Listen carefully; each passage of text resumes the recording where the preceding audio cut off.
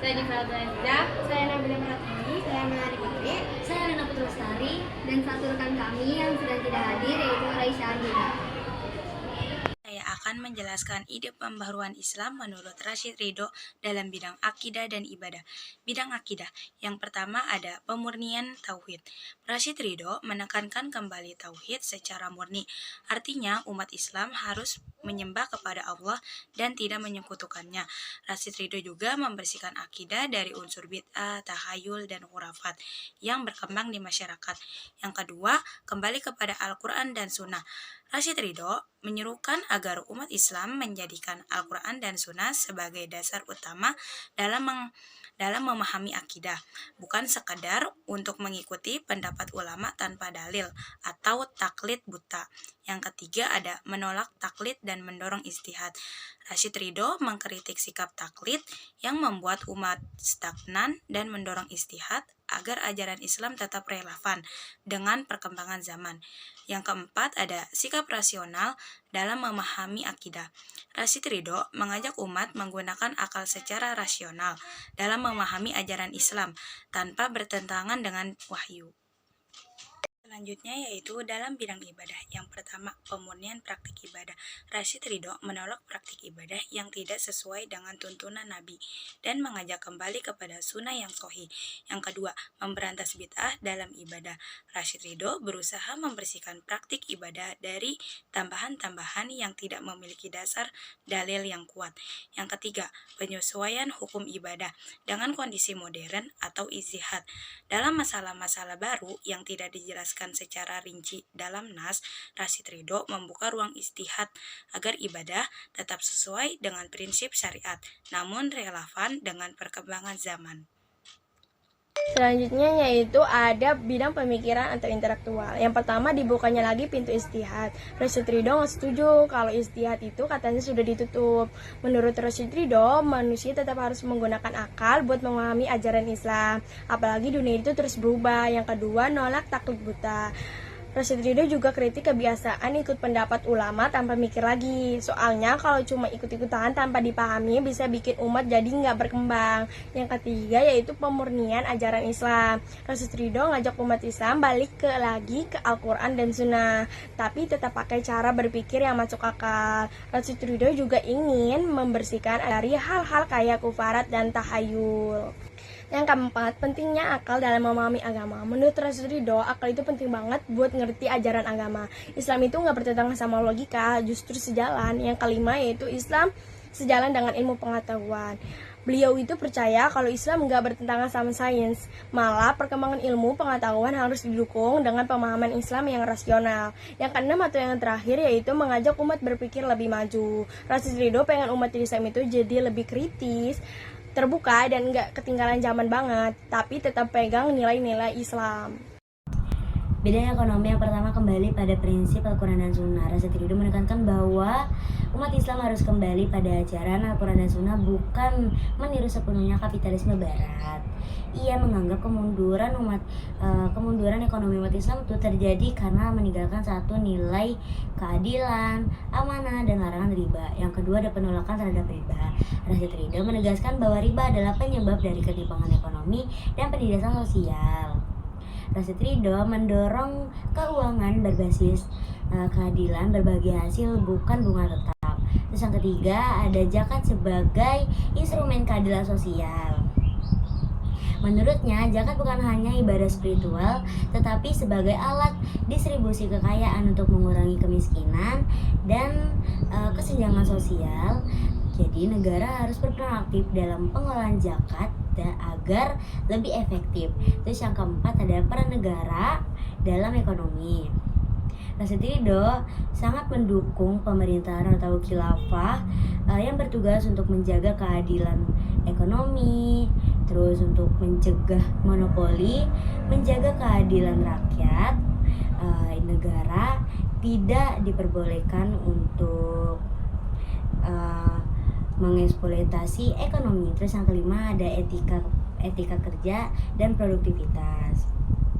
Rashid Ridho mendorong umat Islam untuk bekerja keras, mandiri, dan menguasai ilmu ekonomi serta teknologi untuk bisa mampu bersaing secara ekonomi dengan bangsa barat, karena menurutnya kemajuan ekonomi itu terjadi karena berbasis moral dan etika Islam. Sekian. Selanjutnya yaitu ada bidang sosial kemasyarakatan. Yang pertama ada konsep islah atau perbaikan sosial. Rashid Ridho menilai kemunduran umat Islam bukan hanya karena ibadah, tapi karena juga lemahnya kondisi sosial seperti kurangnya persatuan dan kepedulian. Rashid Ridho menawarkan konsep islah, yaitu perbaikan masyarakat dengan kembali pada ajaran Islam yang murni, namun tetap sesuai dengan perkembangan zaman. Islah harus diwujudkan dalam tindakan nyata, seperti memperbaiki moral, pendidikan, kepemimpinan, dan juga sistem sosial. Kemudian yang kedua ada kesolehan sosial. Rashid Ridho menegaskan bahwa Islam tidak hanya mengatur hubungan manusia dengan Allah, tetapi juga hubungan antar manusia. Ia menekankan pentingnya amar ma'ruf nahi mungkar, tolong menolong dalam kebaikan dan musyawarah. Menurutnya, seseorang belum sepenuhnya soleh jika hanya rajin ibadah tetapi tidak peduli dengan masyarakat. Kemudian yang ketiga ada persatuan umat. Ridho sangat menekankan pentingnya persatuan umat Islam. Ia melihat perpecahan karena mazhab, suku, atau politik sebagai penyebab kelemahan umat. Perbedaan pendapat boleh ada, tetapi tidak boleh sampai memecah belah. Solidaritas berdasarkan akidah harus dijaga. Kemudian yang keempat, hubungan dengan non-muslim.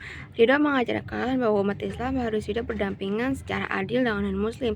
Ia tidak mendorong permusuhan tanpa alasan, tetapi menekankan tetap menjaga prinsip agama dalam hubungan sosial di masyarakat yang beragam. Kemudian yang terakhir, yang kelima, moral dan akhlak sosial. Menurut Ridho, kemajuan sosial harus dibangun atas akhlak yang baik. Ia mengkritik gaya hidup modern yang dapat merusak moral jika tidak dibatasi dengan nilai agama. Masyarakat modern harus tetap menunjang etika, tanggung jawab, dan juga keadilan. Selanjutnya yaitu ada di bidang hukum. Nah, yang pertama kembali kepada Al-Quran dan Sunnahnya. Rashid Ridho menekankan bahwa hukum Islam ini harus berpacu kepada sumber utama yaitu Al-Quran dan Sunnahnya, bukan hanya mengikuti para pendapat ulama terdahulu dengan kaku. Nah, tujuannya supaya hukum Islam ini relevan dengan adanya perkembangan zaman. Selanjutnya yaitu membuka kembali pintu ijtihad. Jadi Rashid Ridho ini menolak sikap taklid, mengikuti pendapat para ulama tanpa berpikir kritis, dan mendorong umat Islam untuk melakukan ijtihad dalam persoalan modern. Menurutnya, pembekuan ijtihad merupakan penyebab kemunduran umat Islam. Selanjutnya yaitu penolakan taklid buta. Jadi Rashid Ridho mengkritik praktik taklid mazhab tertentu secara mutlak. Ia berpendapat bahwa umat Islam berhak memilih mazhab manapun yang paling kuat dalilnya. Selanjutnya yaitu penyesuaian hukum dengan kemaslahatan. Jadi Rashid Ridho mendukung penerapan prinsip maslahah kepentingan umum dengan menetapkan hukum. Nah, hukum Islam itu harus membawa kemanfaatan dan tidak memberatkan umatnya. Selanjutnya, reformasi sistem kekhalifahan dan pemerintahan Islam. Jadi Rashid Ridho ini mengaitkan hukum Islam dengan pemerintahan. Nah, ia menekankan kalau misalkan pemerintahan itu harus sesuai dengan syariat dan musyawarah, yaitu syura, bukan otoriter. Yang keenam yaitu bidang pendidikan. Di antaranya adalah yang pertama, integrasi ilmu agama dan ilmu umum. Rashid Ridho menolak pemisahan antara ilmu agama dan ilmu umum karena menurutnya umat Islam harus belajar sains, teknologi, serta ilmu modern lainnya agar mampu bersaing dengan bangsa lain tanpa meninggalkan nilai agama Islam. Yang kedua, kembali ke Al-Quran dan Sunnah. Rashid Ridho menekankan bahwa pendidikan harus kembali kepada ajaran asli agama Islam, bukan hanya mengikuti taklid atau tradisi lama tanpa pemahaman. Yang ketiga adalah pembaruan kurikulum pendidikan. Rashid Ridho menilai bahwa sistem pendidikan tradisional hanya terfokus kepada hafalan kitab tanpa pemahaman. Karenanya, ia mendorong kurikulum untuk mencangkup beberapa ilmu seperti ilmu agama, ilmu sosial, ilmu sains dan teknologi, serta keterampilan praktis. Yang keempat adalah pendidikan akhlak dan karakter. Menurut Rashid Ridho, pendidikan memiliki tujuan utama sebagai pembentuk akhlak yang baik. Karena ilmu tanpa moral akan merusak masyarakat. Yang kelima adalah peran guru sebagai teladan. Rashid Ridho menilai bahwa guru bukan hanya sebagai pengajar ilmu, tapi juga pembimbing moral dan sosial. Karena itu, guru harus memberikan contoh dalam berperilaku juga kepribadian. Yang terakhir adalah pendidikan untuk kemajuan umat. Rashid Ridho melihat bahwa pendidikan adalah kunci utama kebangkitan umat Islam. Karena itu, pendidikan modern yang berkualitas juga ilmu agama yang seimbang dapat membuat umat Islam maju dalam ekonomi, politik, juga sosial. Selanjutnya dalam bidang politik. Yang pertama ada menghidupkan kembali sistem khilafah. Ridho menilai umat Islam membutuhkan kepemimpinan politik yang menyatukan khilafah untuk menjaga persatuan dan kekuatan umat. Namun, ia menekankan bahwa khilafah harus dijalankan secara modern dan sesuai prinsip syura atau musyawarah. Yang kedua ada pemerintahan berdasarkan syariat dan maslahat. Ia berpendapat bahwa negara harus berlandaskan syariat Islam, tetapi penerapannya harus mempertimbangkan kemaslahatan kepentingan umum dan kondisi zaman, bukan sekedar meniru masa lalu. Yang ketiga ada pentingnya syura atau musyawarah dan konstitusi.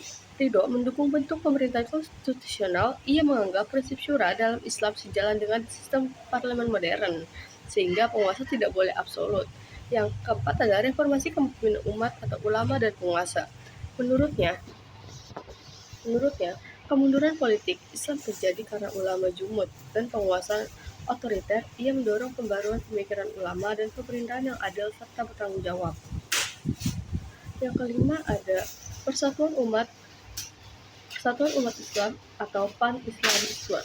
Ridho menekankan pentingnya solidaritas dunia Islam untuk melawan kolonialisme Barat dan memperkuatkan posisi politik umat Islam secara global. Sekian dari kelompok kami, kurang lebihnya mohon maaf.